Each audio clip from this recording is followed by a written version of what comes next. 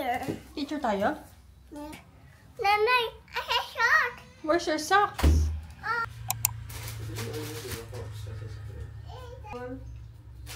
What are you gonna say? School? Wala, nagalo-halo na yung pabangan natin. Anak, ano? What? Heavy? Look. Heavy? Heavy? Kawawa. Heavy. Oh. Good morning. So today is August 24 and ay magbe-breakfast kami at 7:20 pa lang ng umaga. Actually, di pa ako nakakatulog from my day off. And later, meron na tayong work. Tulog na lang tayo later pag uwi natin. Ito nga kaming pamilya. We are heading to one of our favorite breakfast spot. Parang malapit sa Tagaytay. So, ayun si Hayati. Ayaw niya ipaalis ang kanyang bag. Show them your bag. Wow! So, akala niya papasok ulit siya ng school. Pero, as you know guys, na si Haya is parang nag-ano siya sa tuon ng 12 session. So, balak namin siya ibalik ulit. This year, siguro before matapos tong taon na to. And kaka-out lang din ni Jaisel sa work. At kaya ganyan din ang kanyang itsura na parang puyat-puyat pa. Pero wala lang bago sa itsura namin. Mukha kami laging puyat guys. Hindi kami yun kapag hindi kami mukhang puyat. So guys, tinatry ulit natin tong camera ko dahil this is another brand new Osmo packet.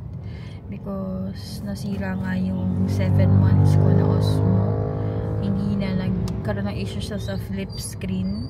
So, I'm not sure kung anong pinaka-reason. Pero, nung inopen ko na kasi yung pouch ko, hindi na siya nag-open. So, hindi na siya naro-rotate. Kaya, ayun, buti na lang pasok to sa warranty. Plus, yun nga, yung damage is pasok din doon sa eligibility. Kaya nakapag-claim tayo ng, pinalitan nila ng brand new na Osmo instead na i-repair nila. Which is good. And, eto, tinatry out ulit natin. Kasi, for sure, mag-adjust ulit ako ng settings ng camera ko. And let me know kung malinaw ba siya. Ano yun?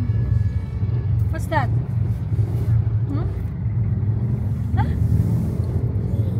Fish? What?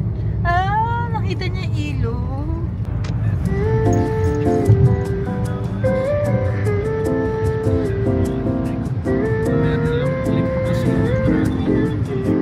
Ilalagay sa likod para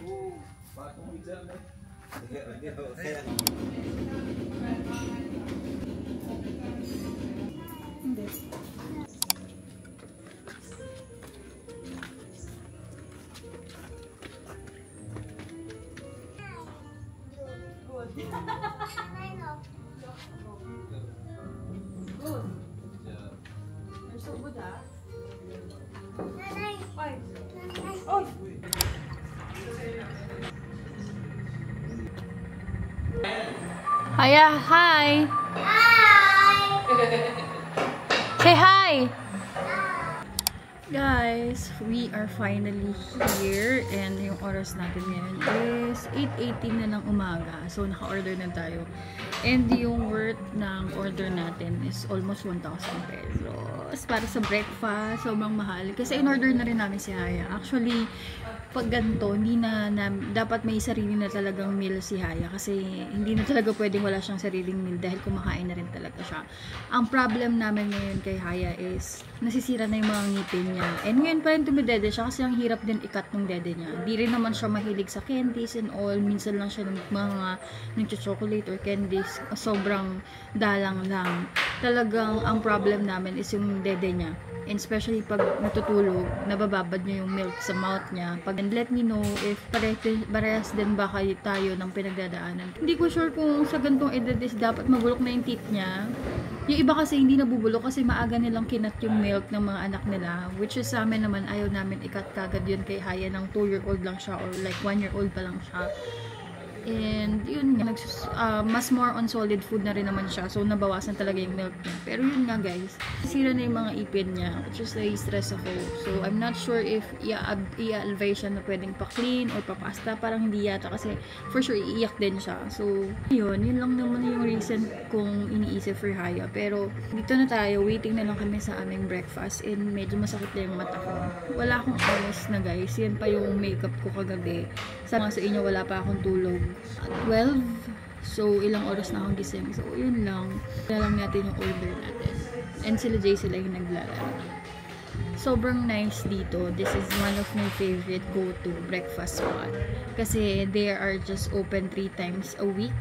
And hanggang 2 PM lang sila. 7 AM to 2 PM. And ginikip ko talaga to kasi ayoko maging crowded to. Pero though, di kasi rin siya madaling puntahan. And yun, pero isa to sa mga nire-recommend ko kung gusto niyo pumunta sa mga tahimik at kalmadong place. This is the Roos or Roos Weekend. And ito yan sa may Kasile.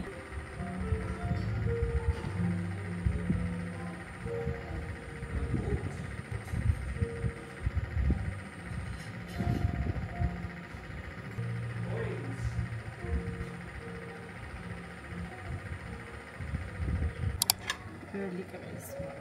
Beef ta. Double plates. Yan na lang po.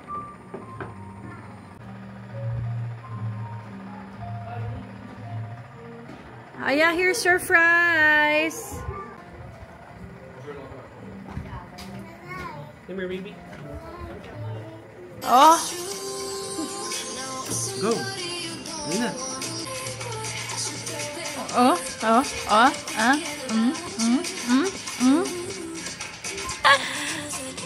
Aba!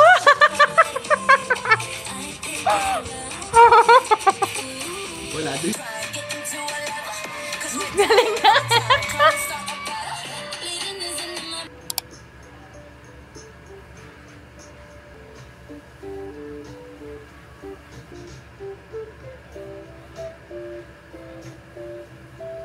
So, nakauwi na tayo and pasensyaan nyo na yung background, medyo maingay.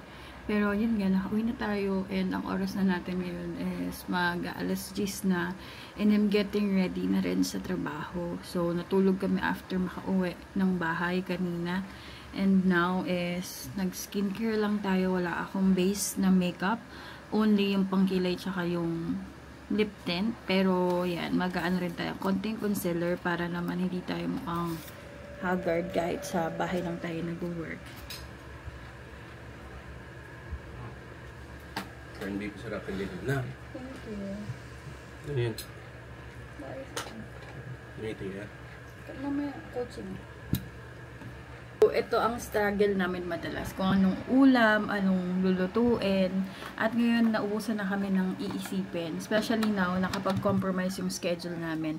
Hindi na nakakapagluto on time si Jaisel. Pero, make sure food. Yan, prep by Jaisel. Madalas siya naman talaga yung nagluluto sa amin. Kasi ako, busy ako sa ibang mga bagay na pag Sunday din sa kanila, medyo kalmado yung shift. Kaya nakakakilos-kilos pa siya. This is Papa. Kape? Ayan, may batang makulit. Say hi to the vlog. Hello. Hi vlog. Thank you, anak. What's this? What's this? Damit? Thank you. Papa. Kape. Ato, Milo. Yan. Yummy? Nainom ka ba? What's that? Burger? Papay. Mama. Oh, ka ng tatay. Thank you, anak. Love you.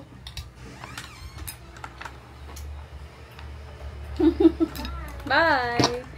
So, ayun si Haya. Makulit na rin siya. Ito ay okay na. So,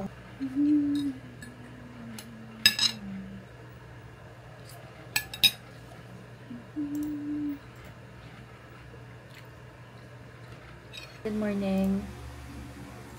Kamusta? Okay. Are you done with your OJR? So, today is gonna be our initial coaching for this month, if I'm not mistaken. But basically, we have done weekly coachings last week. So, we are more focusing now with the recap with your performance last month and this month of August. So, in case naman meron kang mga clarifications or questions, I'll give you time later on. But now, we are just going to discuss your OJR by sharing your screen. Okay? Alright.